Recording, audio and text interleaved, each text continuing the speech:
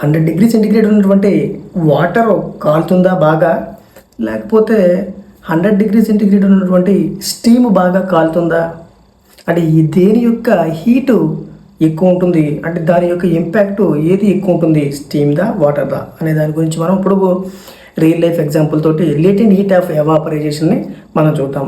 Latent heat of ఎవాపరైజేషన్ అంటే liquid స్టేట్లో ఉన్నటువంటి సబ్స్టెన్స్ని వేపర్ స్టేట్లోకి మనము కన్వర్ట్ చేస్తాము కాన్స్టెంట్ టెంపరేచర్ మెయింటైన్ చేస్తూ. సో దాన్ని మనం ఇక్కడ మనం చూద్దామండి. సో ఇక్కడ మనము వాటర్లో లిక్విడ్ స్టేట్లో ఉంది, దీన్ని ఏం చేస్తామని అంటే టెంపరేచర్ మనం ఇంక్రీజ్ చేస్తూ వెళ్తే 100 డిగ్రీ సెంటిగ్రేడ్ దగ్గర వాటర్ అనేది బాయిల్ అవుతూ స్టార్ట్ అవుతుంది.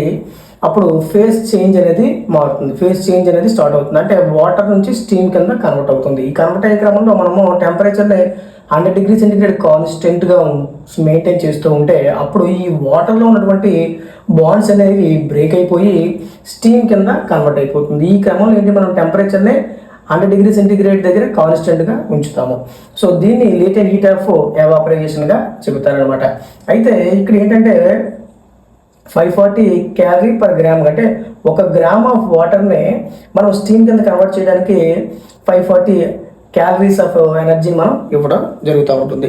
సో అంచేతనే మనము ఎప్పుడైనా వేడి నీళ్ళు చేతి మీద పడినటువంటి ఎఫెక్ట్తో పోల్చుకుంటే స్టీము చేతి మీద పడితే లేదా చర్మానికి పడితే ఎక్కువ డ్యామేజ్ జరుగుతానికి గల కారణం ఏంటంటే 540 క్యాలరీస్ ఆఫ్ ఎనర్జీ మనం దానికి ఇవ్వడం వల్ల అంత ఇంపాక్ట్ అనేది ఉంటుంది.